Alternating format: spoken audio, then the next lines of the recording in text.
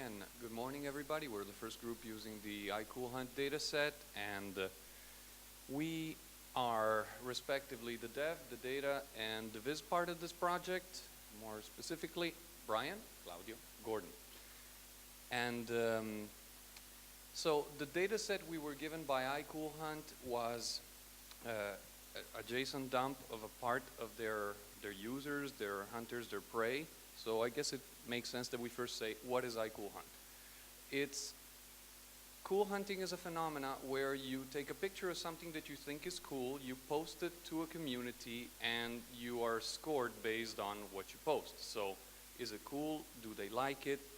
And so it's pretty much based around the concept of praise, which are the images posted by hunters, which can then be stacked together into trend boxes for similar items and similar concepts.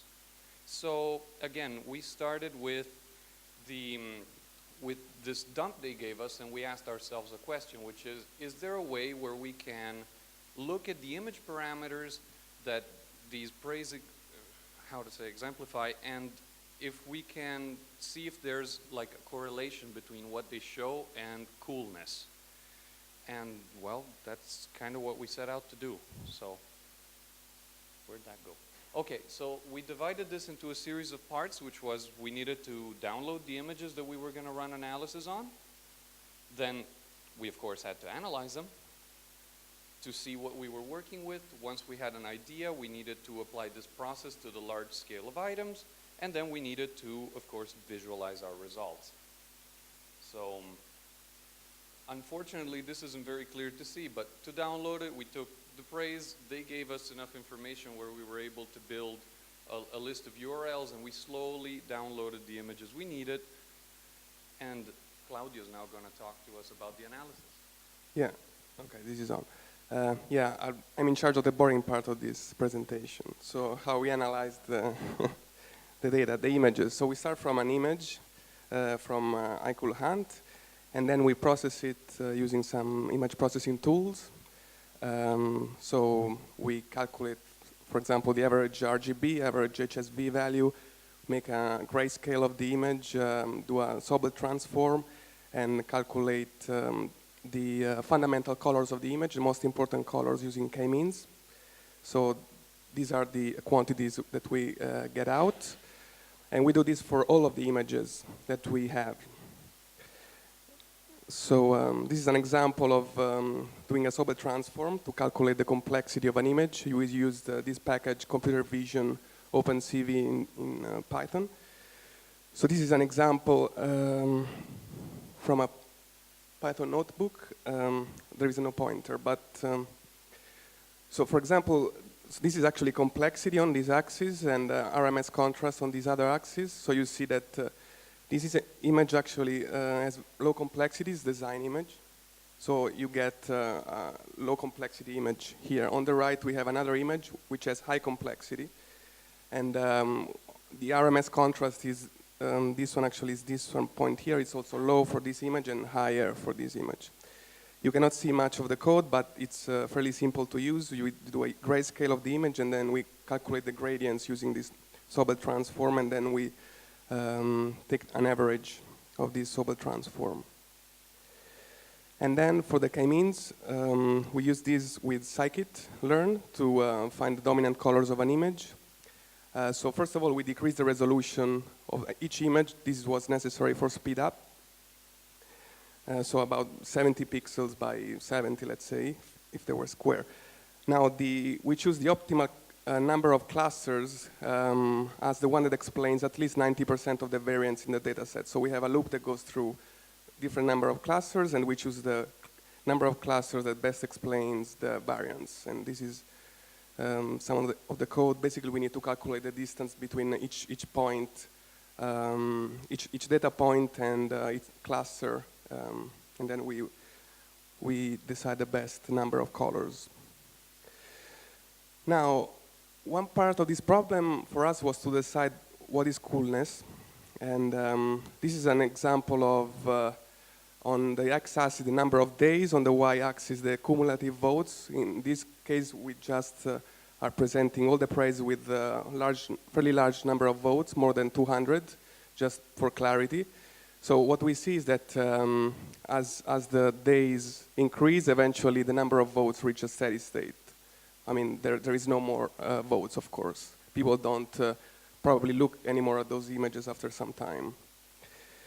So it saturates with time, this curve. And then there is some interesting pattern of votes with time. Again, it's the same picture. It's now in log scale, days and cumulative votes here. So the interesting part is that different pictures now, it's with all votes greater than 100, they all have some kind of increase, at all of them at specific times. So I don't know if iCoolhunt spams people with emails saying, please, every now and then, I don't know. But we see that pattern in this picture. So now from this we define a 5-star rating system. Now we have coolness on the x-axis and the number of counts on the y. So we say that, oh, I didn't say what we define for coolness. I think we skipped that. Well, basically, for coolness for us is now the number of votes within the first 20 days of appearance of an image. Because we see that 50% of the images basically get, sorry, the majority of the images get basically 50% of their votes within 20 days. So, so we define this as coolness. And then we define this 5-star rating system, which is the one defined here. So once we know the coolness, we say the number of stars of the image is this or that. So there is some other interesting thing that we've seen from the dataset. It seems like rookie users actually post cooler images than guru users. What are rookie and what are guru users? Rookie users are the, tell me if I'm wrong, but are the ones that are new, they don't use the platform that much, and guru users are the ones that use it a lot. They post a lot of images, right? So you can imagine that guru users, because they post a lot of images, they don't care how cool they are, they just go for it. And so you see the effect in these pictures here. This is number of stars of images, and it is a histogram and counts. So guru have on average less 5 stars images than rookie users. Rookie users take more time maybe to decide a cool image to post. So at this point we do machine learning. We try to predict the coolness of an image. It's not easy task, as we have found. We use support vector machine with a set of training data for each tag. We have 11 labels, number of colors, complexity, average intensity, etc. And we also include the level of the user. If it's a rookie, observer, spotter, and guru, the level of the user. Now, the cross-validation gives an accuracy of about 50%, which is not great. If we compare the expected baseline accuracy, that's 30 to 32%. So based on the ratings, if you choose them randomly within that distribution function, you would get 30% of them right. And if I were just to use always 2 or 3 stars, I would get 40 to 45% of them right. So it's something to improve. And then I leave it. Okay, so all of these calculations were actually performed very easily with a module-based approach. And so my job was made relatively easy. Take all of this and run it in reasonable time so we could have some results to present today. So yeah, you can't really see it, unfortunately, but that was a screenshot of the image analysis process running in parallel on 12 cores. And again, you can't really see this. I was expecting for it to be done like vertically, so go from 12 cores working to nothing, and instead it started tapering off very slowly. So it was an interesting phenomena to watch for me. So 1:18 in the morning, dataset was done, and we were ready to actually start with presenting the output. So we had our own JSON with the processed imaging, and we took these files and we loaded them into MongoDB. And from MongoDB, using TurboGears, we created a small web application that was serving numerous JSON endpoints. And those are the ones that our visualization takes data from. And Gordon's going to walk us through the viz part. So finally, the fun part, enough for the boring stuff.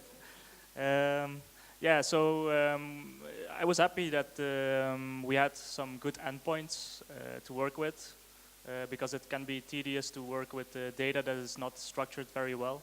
So we could do good filtering because we had, yeah, we could just call some URL with, to filter the data.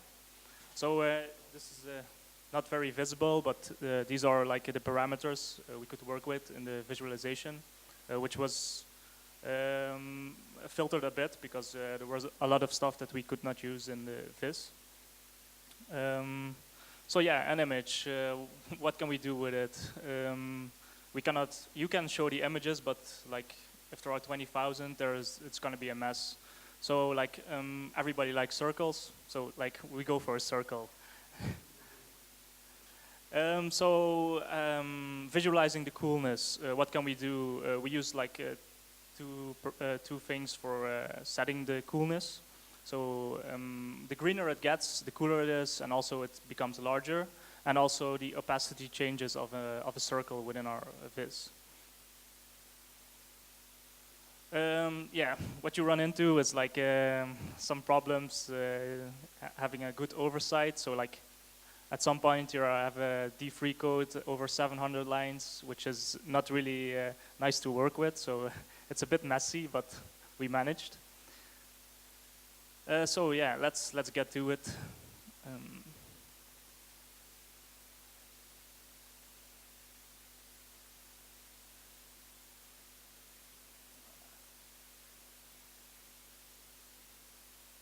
Yes.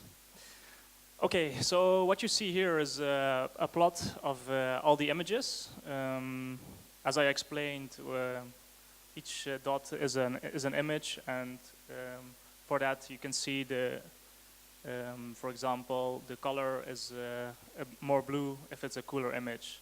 On the axes, we have on the x-axis the complexity, and on the y the contrast. And we also did a filtering on, like, for example, if you're interested in what people post in a different season, you could explore this. So you could filter here. And then it filters out all the images for a certain season. We could also like filter by tag. So if you're interested in fashion or photography, we can do that. And also, because we have more parameters, you are also able to change the axes according to these parameters. For example, the number of colors on the y-axis, or the saturation and the hue. And of course, it would be interesting to explore more. So you will want to know like what is this image. So we can hover each dot and show the image, which shows the rating of the coolness and the rating of the stars. And also, like, yeah, it's not really well visible here, but we have a dot for each of the most dominant colors in a certain picture.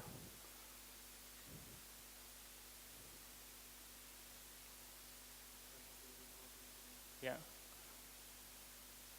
Ah. Yeah. For example, this one is more visible. Then we have a smaller version of, or a different version where you can compare, like, how is the complexity between two different tags of images. So you could see, for example, photography is like a different complexity than, for example, nature. And these are the plots. Also, the dots are on complexity on the X scale, but no Y scale for this one. Yeah, then we have a last part, which Claudio can. Yeah. So at this point, on the top bar, we can choose a file. Now we have to example file. We choose the user level that posted that particular file. In this case, it's a rookie, and the tag fashion. We submit, and then it goes through the image processing, which processes the image, of course, and gives all the parameters that I talked about before, and eventually, and hopefully, it will give a number of stars for a certain image. Okay, so we can go on.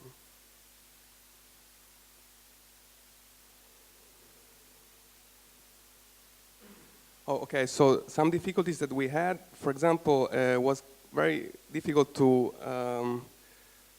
guess what would be the best metrics for coolness, and I think the best thing would really to have the number of hits per image, so how many times people have watched an image, and knowing the votes for that image, it would be easier to understand how cool that image is. We would really need a larger data set. I know it's available, but at least not for now, to improve the machine learning part.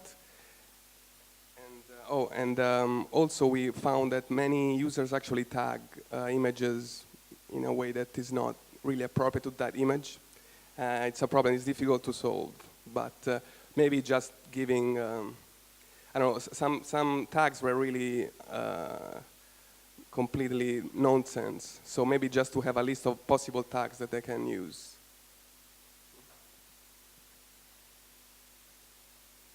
That's it.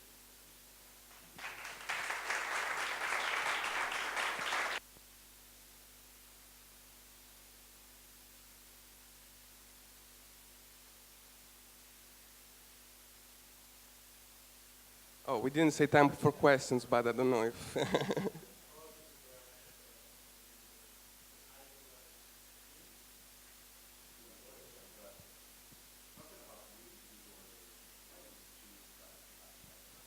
Black background.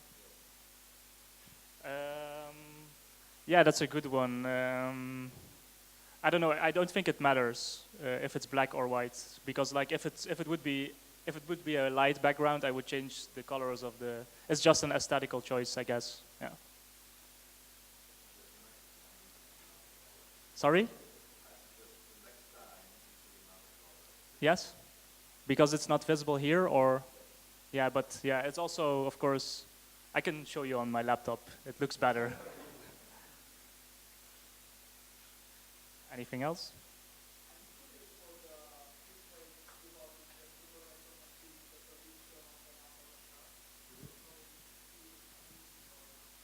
Yes, what's the question?